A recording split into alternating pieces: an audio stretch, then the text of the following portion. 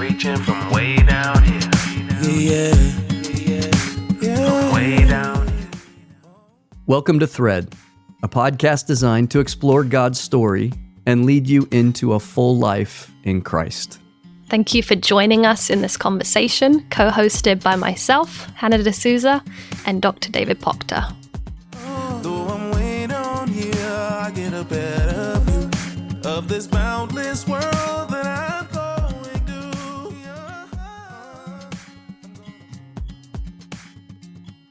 Welcome to Thread, a podcast designed to help you find your place in God's story.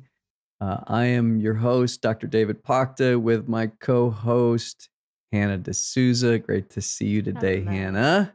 Good to see you.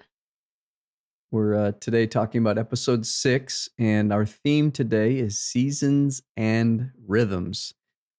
I did want to frame this conversation in the big picture again. You know, we've created this diagram that for those of you who are watching online, you can see.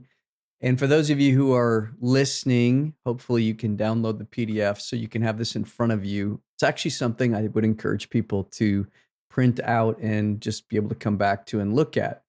So we've broken the Old Testament down into these 8 eras.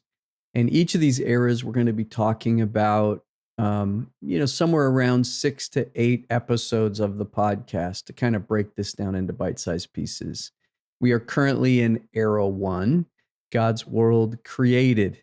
And what I love about this diagram is that it actually looks at each era, but it also identifies an event that signifies the shift from one era to the next era. So this first era, what we're talking about, really covers Genesis 1 through 11. And then when Abraham is called in Genesis 12, that's really the piece that moves us from era 1 to era 2. And then we'll enter a whole new time period of Abraham's life and the 12 patriarchs and Egyptian slavery all the way up to Moses. And then we have the next issue, or not issue, the event, the Exodus that breaks us into the next era. It's an issue in some ways. It's an issue. It's an event. Yes, the big Exodus. So that's kind of where we're going. And as we teach these episodes of Thread, we're hoping to develop a spirituality behind these biblical eras and how it all connects. So that's really what we're doing now. Of course, we talked about beauty and creation. And Hannah, why don't you explain where we're headed from here? Yeah. Well, off script, how have you actually experienced beauty since we last talked, Dave? It's something I've been thinking about since the last episode. Yeah, it's fun. Even before we started today's recording, I find so much beauty in my family, especially my grandchildren. This morning, I got a chance to be on FaceTime with my granddaughter. She's 2.5, and she's visiting camp with her mom and dad. And we have this game that we like to play together. And so it's called Mystery House. It's an iPad game with monsters. And so we've named the monsters Sticky Monster and Dancing Monster and Potion Monster. So she gets really excited. I get really excited when we see each other and we get to talk about this game we play together. I find so much beauty in my granddaughter. So that's one way. I love that. I wish I'd hit record when I entered this call because I overheard Dave talking about sticky monsters on the phone and was very curious what that conversation was. Right. But I'm actually with my dog, so I don't have grandchildren or children. So this is she's my beauty. For you guys that are watching, your beauty. You can see her face. Okay, fantastic. That's great. Okay, but so yes, so we have 5 more episodes kind of in this series that Dave spoke about, God's world created. So next week will be Light and Darkness. Then episode 8 will be Becoming Fully Human. Episode 9, Human Limitations. Episode 10, The Flood. And then episode 11, Empire. And today, as Dave mentioned, we're going to address how God has structured the world with seasons and rhythms and the importance that they're meant to play in our lives. And it's a discussion that's going to revolve around Genesis 1. And we can read here in verse 14 to 15. And God said, "Let there be lights in the vault of the sky to separate the day from the night, and let them serve as signs to mark sacred times and days and years. And let there be lights in the vault of the sky to give light on the earth." And it was so. Yeah, this is going to be a fun conversation. So when we introduced the creation account in episode 5, our last episode, we noted how in Genesis 1:2, the Bible says that the earth was formless and empty. And we talked about how in creating the cosmos, God's creation provided structure and meaning where it did not exist. So that happens in multiple ways in these first few days of creation. God did this through separating light from dark in day 1, which is really a big part of what we're addressing here in the next conversation in our next episode, episode 7. But he did this also through separating heavens and earth on day 2, through separating land and sea on day 3. And what we're addressing today is what happened on day 4. And Yahweh gave structure to time. And so when we see this passage in verses 14 and 15, we see this creation of time and seasons and rhythms. So what we see in this text is that the lights serve many purposes. They separate day from night. They serve as signs to mark sacred times. We're going to talk about that today. They serve as signs to mark the days, and they also serve as signs to mark years. They lastly give light on earth. So that concept of bringing light on earth and separating light from dark, we're going to talk about that in our next episode.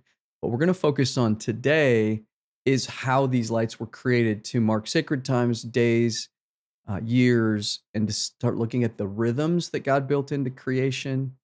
So these rhythms that God created really become important for especially the way we think about our spirituality. And it'll be fun to unpack that and see how our rhythms are affected by this structure. So, God giving structure and rhythm to a day, some of these things are kind of self-evident, but I think it's important to point out that we have our sunlit hours and we have our nighttime hours. They're separate. And I think the idea of even what God does and what we do in the night and what God does and what we do in the nighttime is going to be important as we look at the next podcast. I think sometimes we overly use the metaphor of light and darkness in one way, and there's another way that's really important to see it. So we'll look at that next time. But the construction of a day gives our life a rhythm.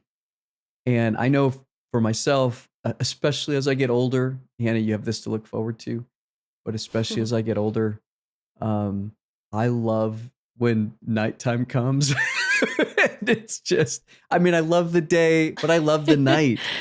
I love to wake up in the morning early. That's kind of become one of my important rhythms, to wake up and to engage life and work. But then we also go to sleep for a set period of time, and that provides renewal and a new beginning. So we're called to use our days for love and for fullness, to follow Jesus, to live in obedience to God, to bless the world around us. But we're also given this time to renew every night, to restart every morning, to resurrect every 24 hours. There's a passage in Lamentations, and I actually think it's kind of brilliant that it's in Lamentations. So Lamentations is this book of the Bible that's written during the lament of Jerusalem's fall.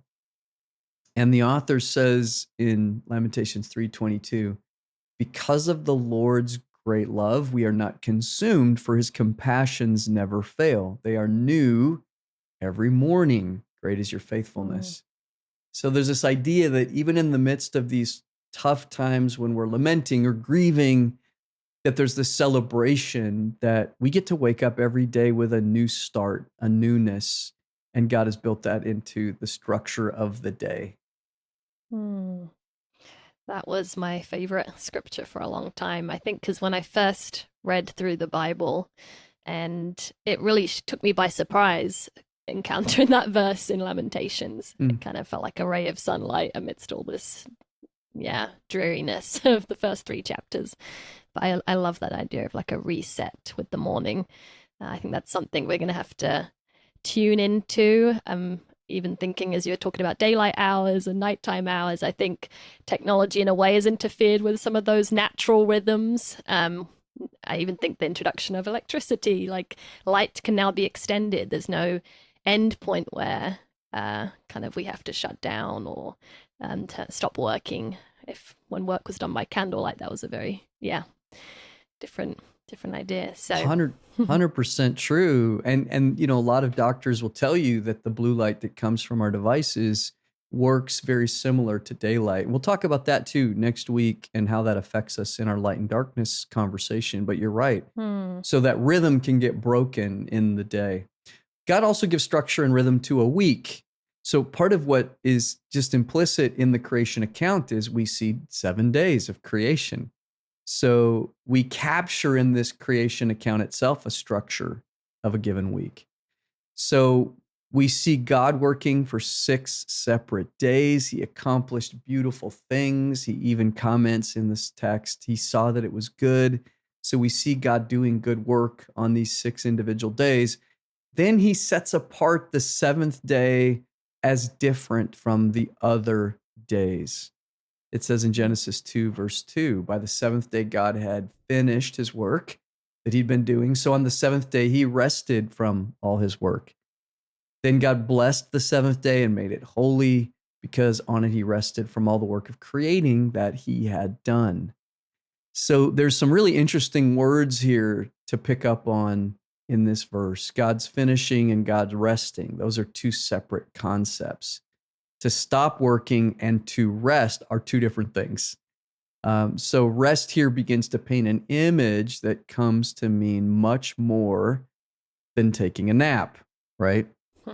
So God blessed the 7th day and he made it holy because he rested from his work. So blessed is this idea of adoring or praising this day that has been set aside. But holy is this idea of removing it from common use or consecrating it, making it sacred.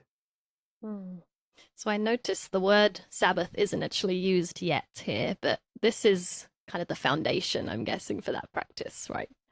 Yeah, that's right. So we'll get to that. Actually, in the Exodus, right after the Exodus is where God introduces the concept of Sabbath as he establishes his people.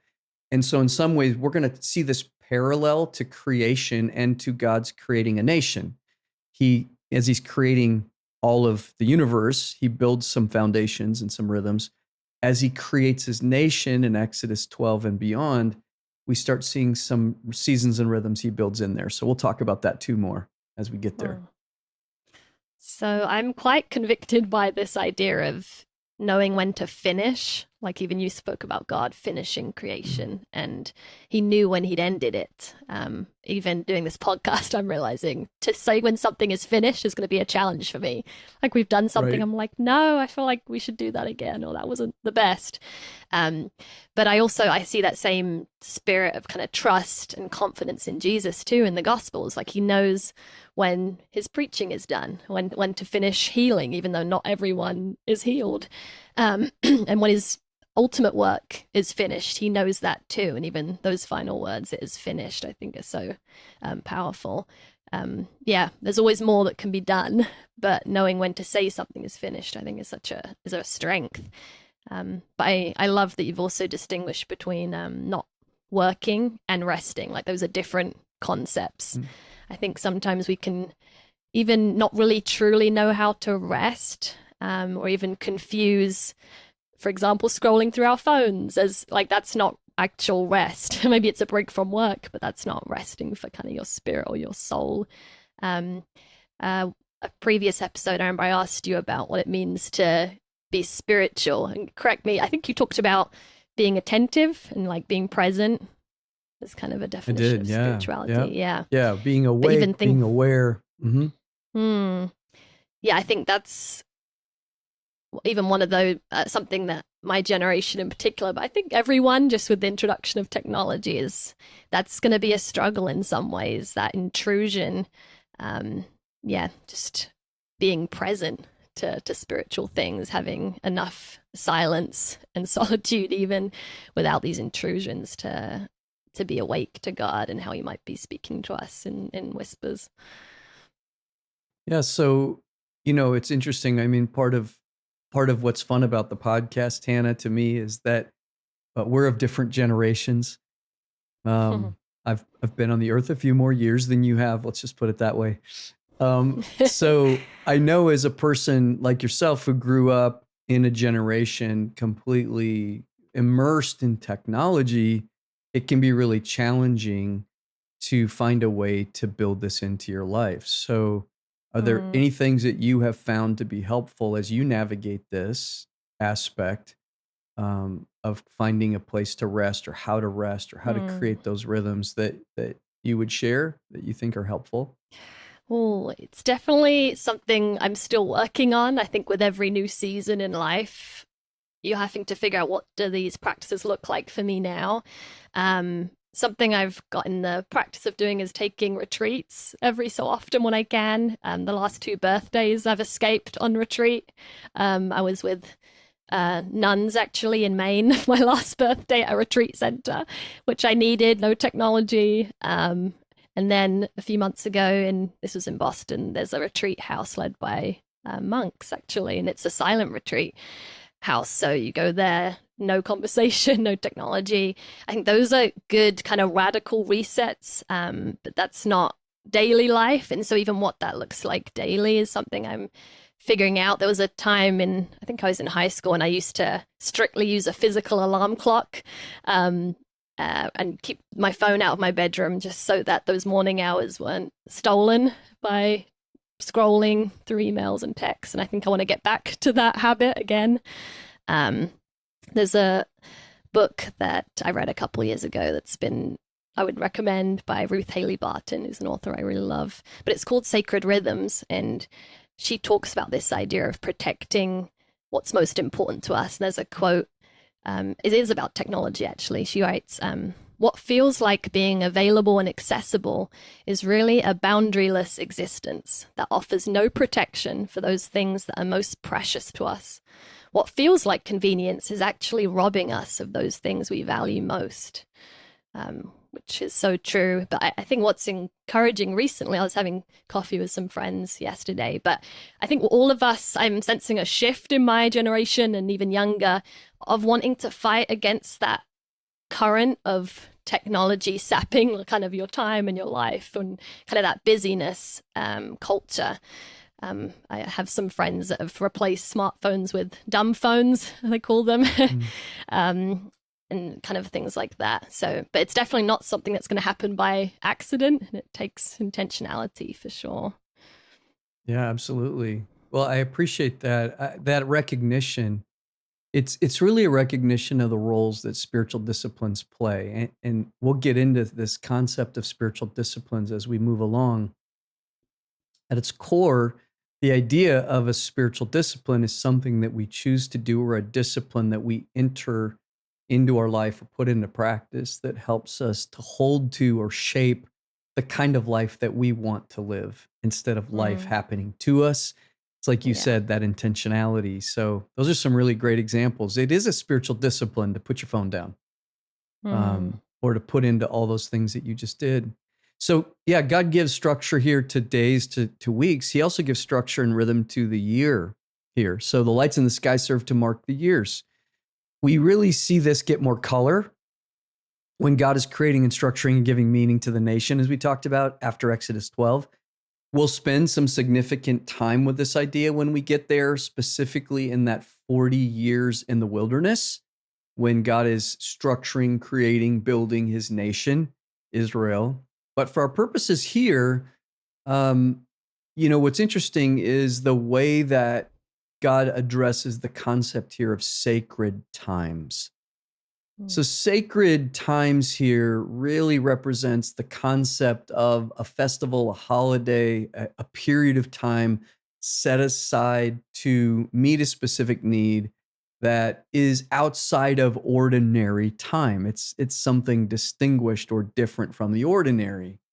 So, when we talk about sacred times or appointed times, this is a notion of fixing something in time for a specific purpose. And of course, we're talking here about for a spiritual reason. So when we look at Leviticus, when we get to Leviticus, which does happen in that period of the 40 years in the desert where God is establishing Israel, God gives them this annual calendar of what they're supposed to remember each year. And so, for those who are looking online, this is a picture of the liturgical calendar. So liturgy is the idea of something that happens in a rhythm. So when we talk about a church that follows a liturgy, they follow a specific rhythm of how they have their worship. When we talk about a liturgical calendar, we're talking about a calendar that follows a specific rhythm. So this is a picture of the Israelite calendar, the Jewish calendar, and this is still followed today by those who practice Judaism. And so you'll see on this all the different aspects, starting with the Passover, which was the first one implemented in Exodus 12, but moving around to Pentecost and Tabernacles, the Day of Atonement, and all the other festivals that are recognized or celebrated in an annual year. The church, now when I say church, when I mean church here, I'm referring to capital C church, the big picture overall people of God over the last 2,000 years, for many, many centuries has followed a similar calendar, a liturgical calendar, that moves through 6 seasons. And I know that in some traditions, some circles, even the ones that Hannah and I are part of, we don't necessarily celebrate these, but I'm finding more and more people are recognizing the role and importance that they play. So there are 6 basic seasons or kind of core seasons to a liturgical calendar from a Christian perspective. The Christian liturgical calendar starts with Advent, which is the celebration of the coming of Jesus as a baby. So it's a time to prepare before Christmas, the birth of Jesus, which is celebrated during the Christmas season. So that's the second season. So we have Advent 1, Christmas season is number 2.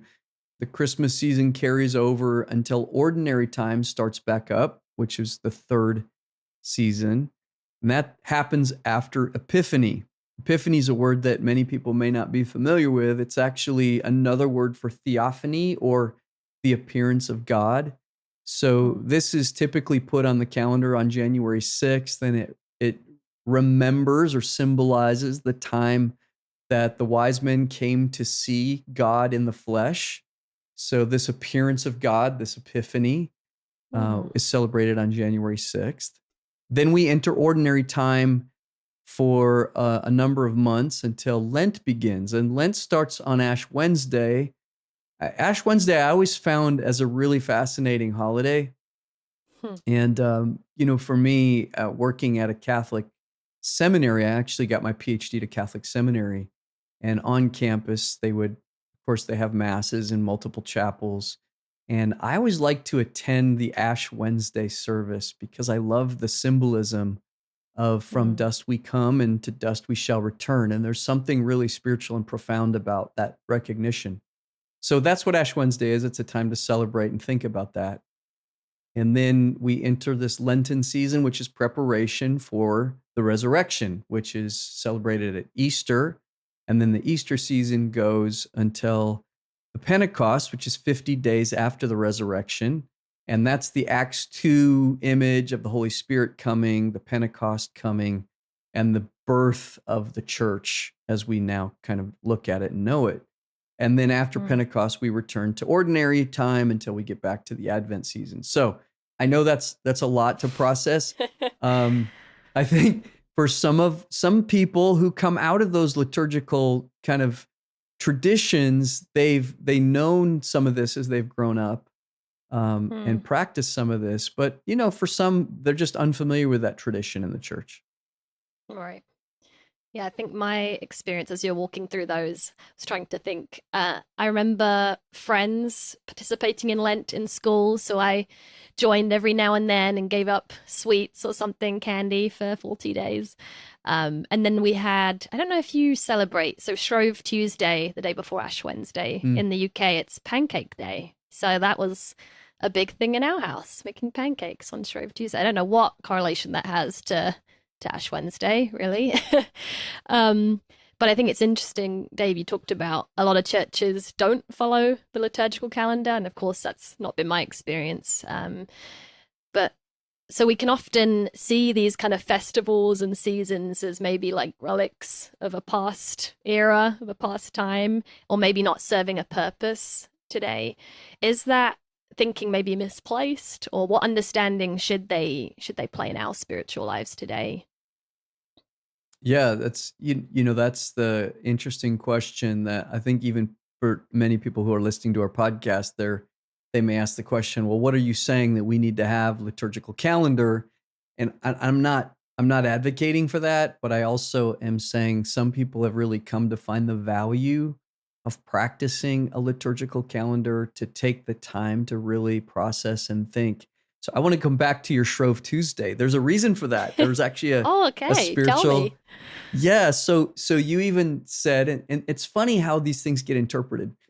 So the idea of Lent, part of the practice that has become a tradition of Lent is to fast from something for 40 days in preparation of the coming of the resurrection.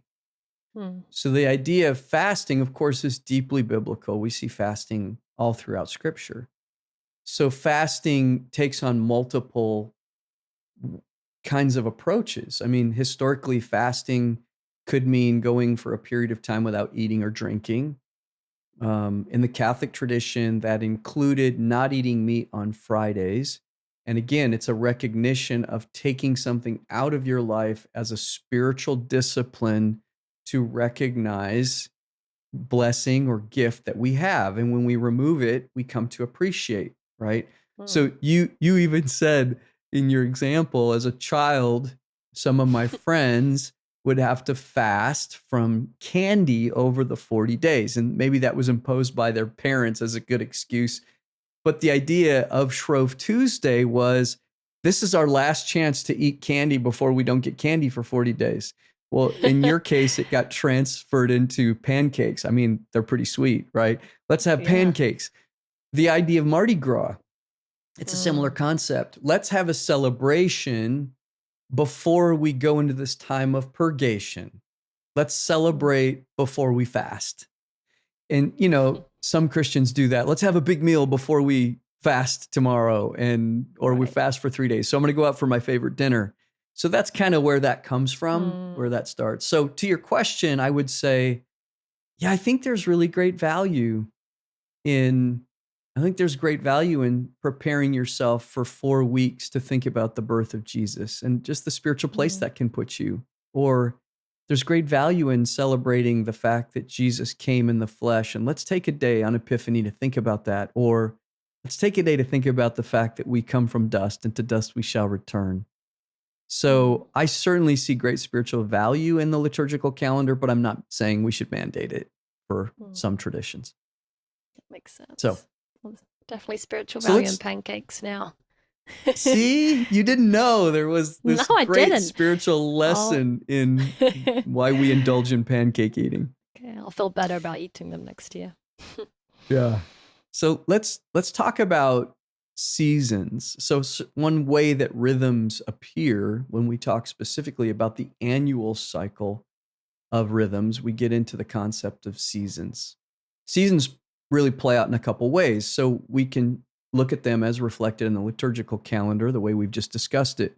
We also see it in the harvest cycle, right? So we all know that if you live in the northern hemisphere, particularly, there's a time to plant and there's a time to water and there's a time to harvest. We plant in the spring, we water and we weed in the summer, we harvest in the fall. And why do we do that? Why do we follow that cycle? Because when winter comes, if you didn't harvest, you starve, right? In the ancient Mm. world, not even so ancient, maybe in the pre-modern world. So seasons play out in multiple ways. Um, there's a lot of spiritual writers over the last 2,000 years that have looked a lot too at seasons of life. So when we look at, I mean, we would agree and acknowledge biologically, there's certain things we go through at certain stages of our life or seasons of life. We all go through infancy. We all learn how to walk. We all have puberty.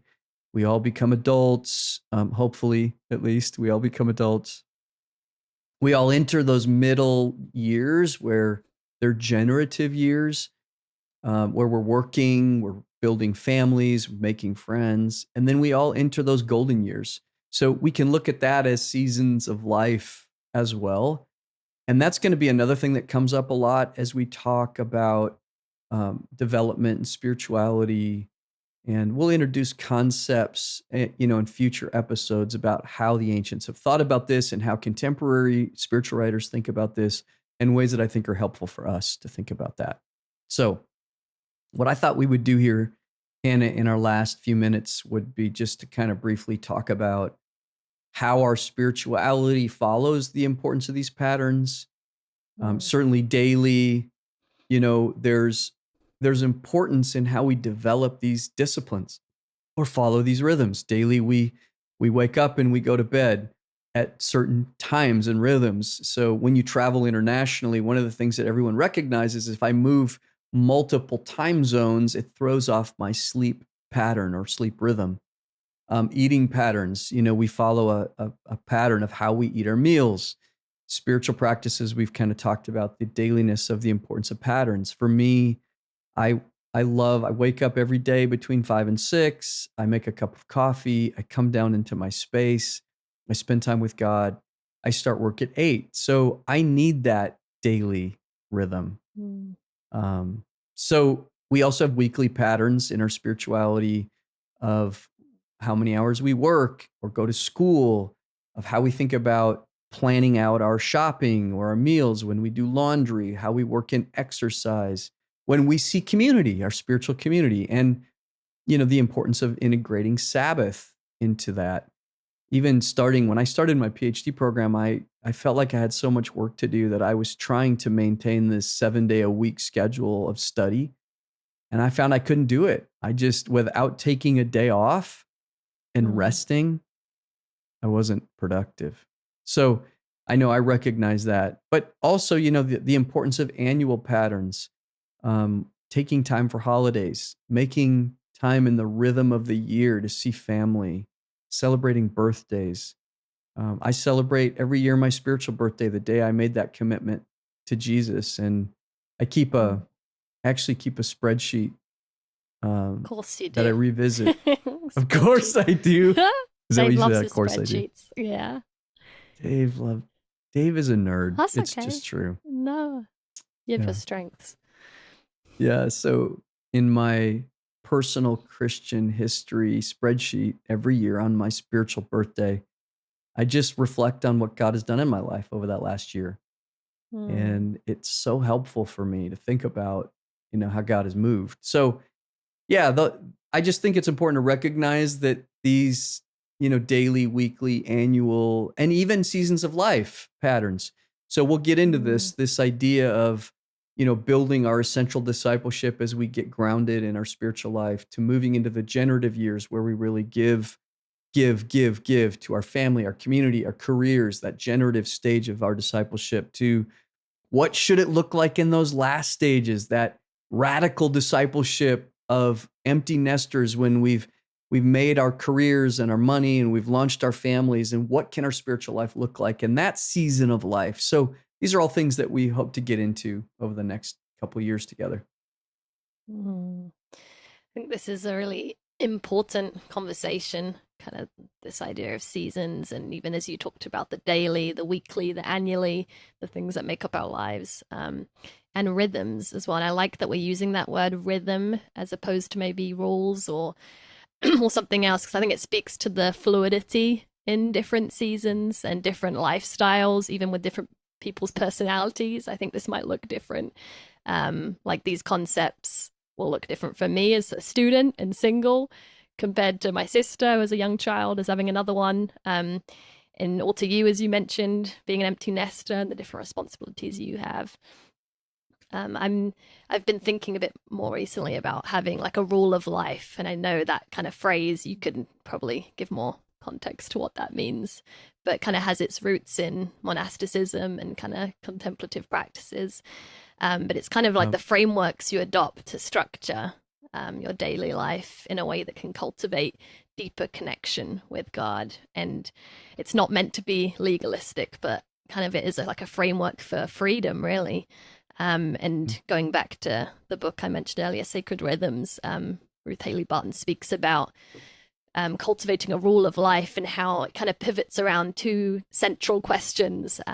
Who do I want to be, and how do I want to live so I can be who I want to be? Which I think are important questions to sit with and kind of structure life around. Yeah, absolutely. I totally agree. And I love that idea of the rule of life. That would be an interesting thing to discuss in a future podcast, what that is. And there's a lot more conversation around that idea now. And it is recognizing exactly what you just said. A rule is meant to be this kind of structure, disciplines we live by to help us accomplish the spiritual things that we want to accomplish. So that's probably a good place for us to end this week. I know there's a lot here to chew on and think about. And in some ways, this might be a really basic discussion about the importance of a daily rhythm, a weekly rhythm.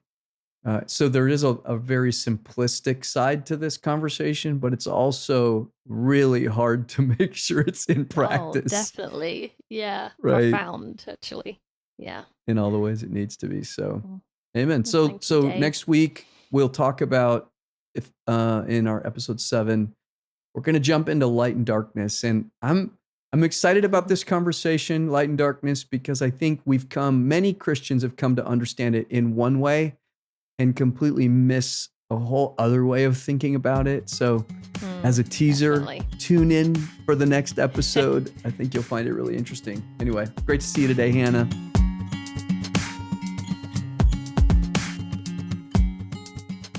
Thank you for joining this Thread conversation. We're more than a podcast. Check out threadpodcast.org for more immersive content. Though I'm way down here, I get a better view of this boundless world that